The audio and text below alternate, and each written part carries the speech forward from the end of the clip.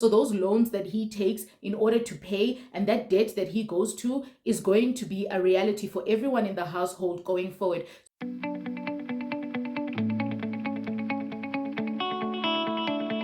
Hi guys, my name is Andisa Mujapelo and welcome to my channel. If you are a returning subscriber, thank you so much for coming back. I really do appreciate you. And if it is your first time, thank you for watching this video. I do hope that you enjoy it and that you check out some of my other content as well.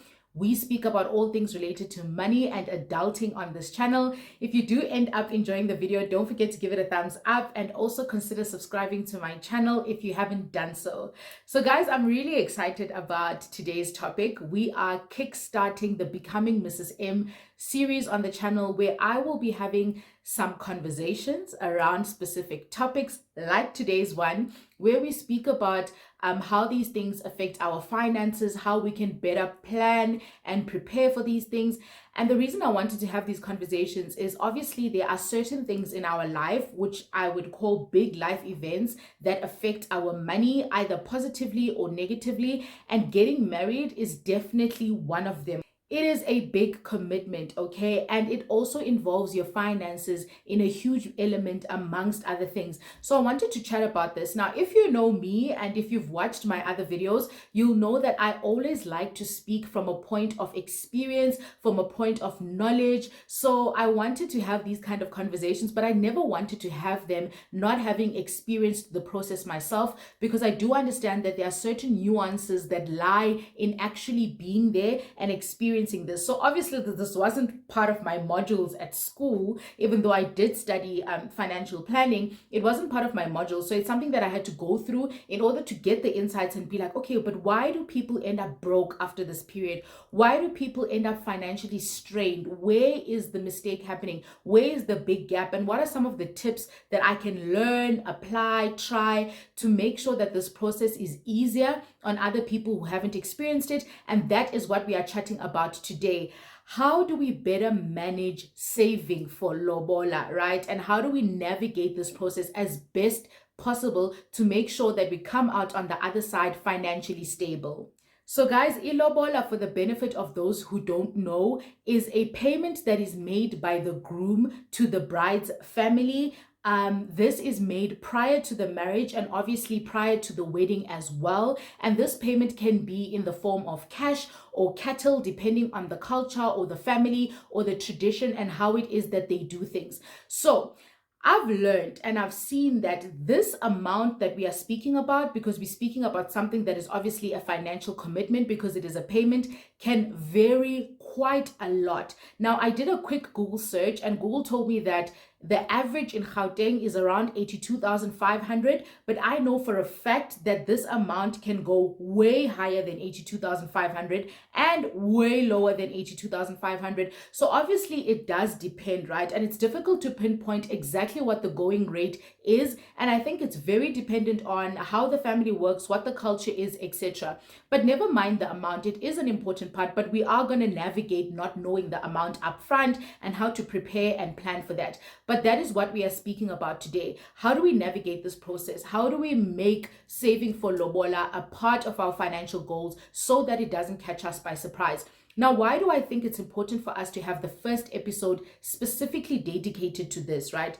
If you are sitting down and you are single and you don't have a partner, maybe you've been waiting for 10 years and the guy is not marrying you and you're thinking, I'll just skip this episode or I'll skip the series because this is not for me. It is definitely for everyone, okay? This is a conversation for everyone. And the reason I say that is because you can do these things well in advance. The tips that I'm going to share are things that you can start applying as soon as possible, so that if on the day that you do want to get married or you find yourself getting married, you have the knowledge, you have the experience, and you have some insight in terms of what goes on to be better prepared. So if you're single and you're thinking this is not for me, it's definitely for you. In fact, it's a conversation that needs to be had a lot more, and a conversation that needs to be had by everyone. So guys, this is a very sensitive topic, okay? And I want to thread carefully. And I think that it is important for me to just put through a few disclaimers. I've only got two before we embark on this conversation, just so we are on the same page. Disclaimer number one: cultures are different. Traditions are different. families are different. People within those families are also different. And why I am stressing this is because whatever I share in the series or in this topic may not necessarily apply to you, or it may not make sense given your background, your culture, your tradition, or the type of family that you have. And like I said, even the family members within those families, within those traditions and cultures are also different and have their different views. So I've tried to keep the tips very general, but sometimes it will clash. And I think that the onus is on you to then take this tip and then shape it, or navigate it in a way that it still assists you given your circumstances. So I really want that not to stop us from engaging in these type of conversations, because I really think we should be talking about this more. Because guys, the reality is that a large reason why a lot of people find themselves financially strained or in debt is because of things that come up that you didn't plan for, that require a lot of money. And this is definitely one of them. That's why we need to speak about these topics a lot more. We need to be open and we need to discuss them so that we can prepare, plan better, and avoid having to be under pressure to access funds and to get loans and to get debt just to cover it up because you didn't know what to expect. But just that bearing in mind, let's talk about it, but let's also understand that we are different and some of the things I share won't necessarily apply to you. The second disclaimer, right, is that I know in my title I did say that ladies, you too, and I do stand and believe in that, but don't get me wrong. I'm not saying that females should participate in paying for their own lobola. Of course you can, if that's what you want to do, and if your culture and your beliefs allow you to do so. That is not me. I don't believe that that should be done. However, I do think that there's a role for you as a woman to play when you are ready to get into this process with your partner. There are things that you can do to support him. There are ways that you can be there, and there are certain things, and we're going to discuss this in this video, that you can also do to make sure that the process is not as financially strenuous as it's going to be, and that you ease things out a bit. And I'm going to explain what those supporting elements are, but I just wanted to put a disclaimer that by saying ladies, you too, I'm not saying save for your own lobola and just settle it. Again, this is not something that I did because it goes against my beliefs and my culture as I know it. But you're open to it if you would really want to. But for most people who don't want to go that route but still want to support their partners, then I really think it's important that you listen out for the video and you stay till the very end. Okay, so let's get straight into it. What are these tips? So I've got 5, right? I don't know why I always have 5 tips. I think I just like the number 5, but for most of the episodes, I'm always going to be sharing like 5 tips of what I think you guys can apply and you can do in order to make this process a bit easier. The first one is start saving as soon as possible. This is very, very important because one of the reasons why we end up financially strained or in debt, etc., is because of things that come up that we didn't expect, plan for, budget for, didn't have money for. And that's the reason why you go and you resort to other sources of of finance in order to fund this. So avoid this by starting as soon as possible. If you are a male and you know that you want to get married one day, and you know that the probability of the person you are marrying being female is high, or even if there's a slight probability that the person you are going to marry is going to be female and African, then start saving for ilobola as soon as possible, because you know that it's going to be a reality.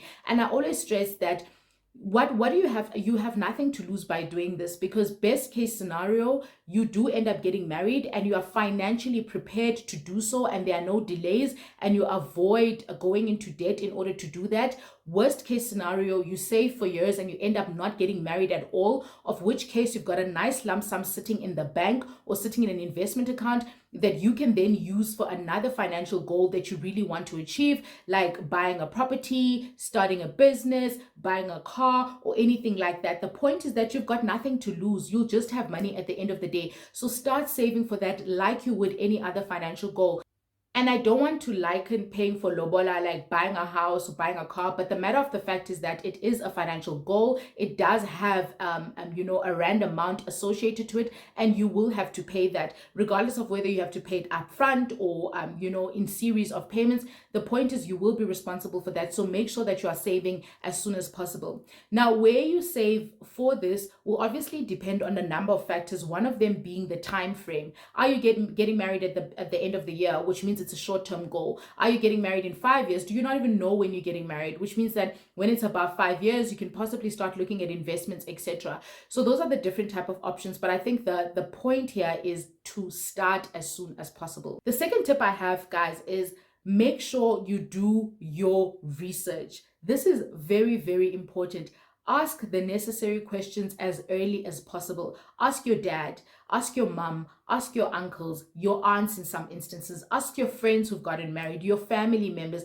Find out how the process works and even find out what the going range is. What is the amount? Now, I know that this can be a sensitive topic for some. You don't have to say how much was your lobola, but just ask, how much does lobola go for in the family? What has lobola been before in the family? Just to get an understanding of the rand amount. Because guys, you don't want to find yourself in a position where you now propose and then 2 months down the line, you know that in your culture, lobola ranges for 5,000 rand and now you go to this family and they want 50,000. It's a big gap. You're going to be under pressure to produce that amount in a short period of time because you've already set a date and you've already committed unprepared. So make sure that you do your research and you ask. Not only for that, ladies, this is for you. What are the expectations around the lobola date? What do you have to do? What do you have to buy? There are many elements and underlying things that are also involved on that day that just come up. Make sure that you are prepared. So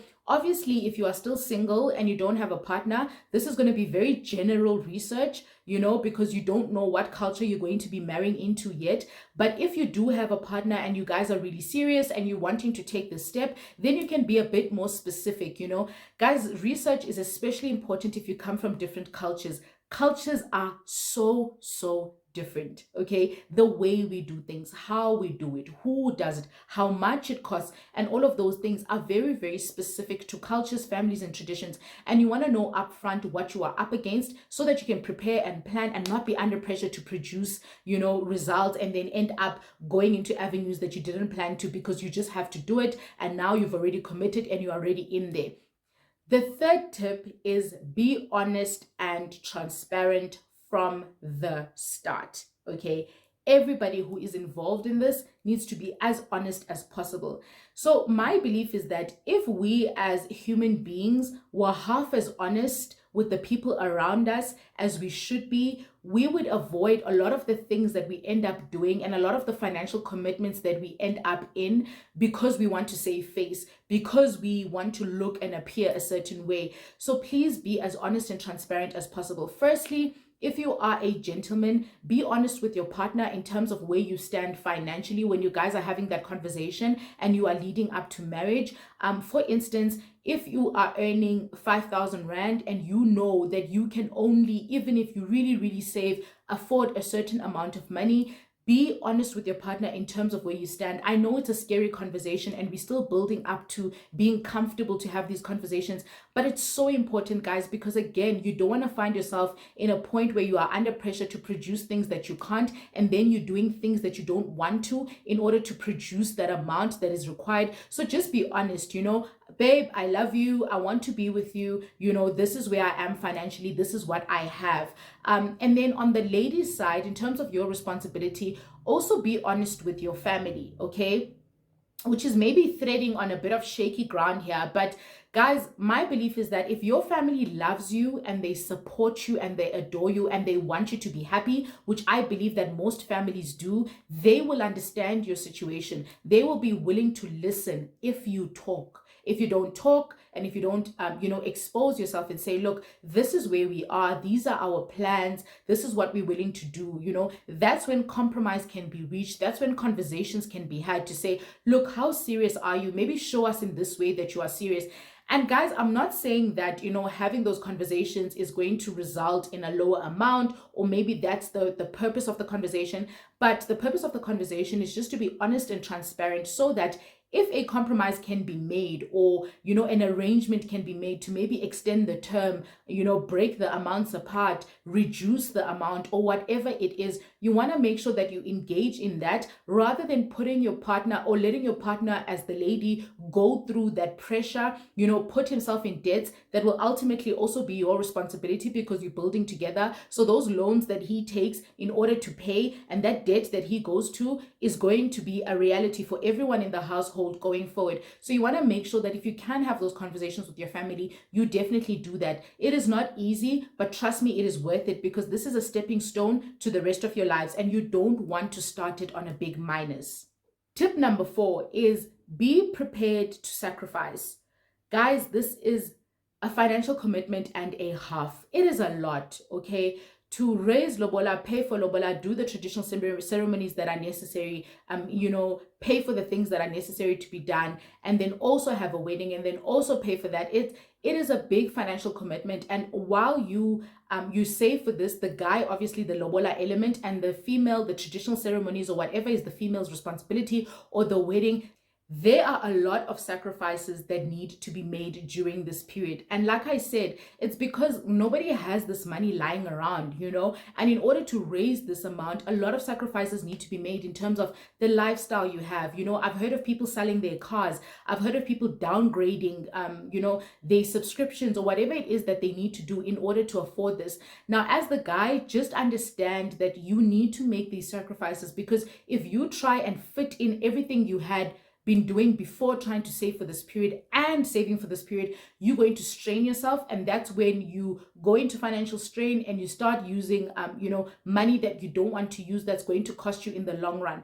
And females, this is an important part for you as well. Be understanding, okay? You may not be contributing financially towards that goal, but you can be understanding and supportive, in the sense that when it is your birthday, you propose that you guys not celebrate like you used to, like go on holiday, or you propose that you guys, go on simpler dates, because you understand that the guy is working towards a specific goal. Just relieve the stress of him for that period while he's working towards you guys being together. And that's also such a big support element and such a big support role that you can play to just ease off on the pressure a bit in terms of what needs to happen, like dates, holidays, and all of these things, if this guy is specifically working towards this goal.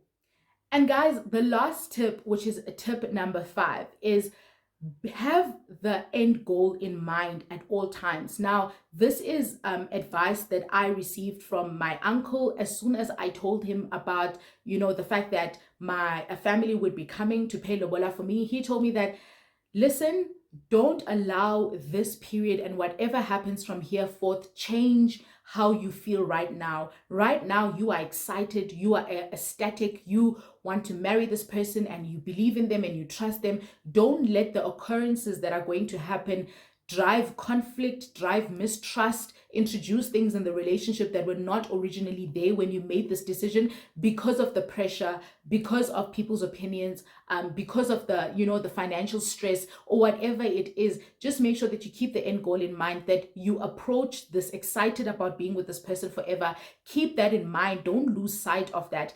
And what's important to notice is, even when you have like family gatherings or expectations or whatever it is, make sure that those things are not causing a rift between you and your partner, because this is a forever thing, right? So this is going to happen and it's going to pass. And you never want your partner to leave feeling, can I really trust this girl? Like, why would she turn on me like this? Or, but I thought we agreed on that. Make sure you maintain that level of trust, guys, because it is a sensitive period and you don't want that to make you act out of character or do things that you didn't plan to, or say things that you don't mean, both to your partner and to the family that you are joining, and also to your family, okay? So just keep the end goal in mind, that you want to be with this person, and that's the most important thing. But bearing that in mind, also realize that there is a forever that is on the other side of the road. Make sure that you guys are not starting on a massive back foot or taking 5 years back in terms of the plans that you have together, because at the end of the day, the forever and the period that comes after that is really, really important. And it's something that you need to have as an end goal in mind throughout the process. So guys, those are my 5 tips on how to navigate saving for lobola and going through the process. I really hope that what I have shared with you is useful in some places or other in your journey, or your journey when you do start it. Don't forget that if you did enjoy this video and found it insightful, please give me a massive thumbs up, and also consider subscribing to this channel if you haven't done so. I will see you in the next one. Bye.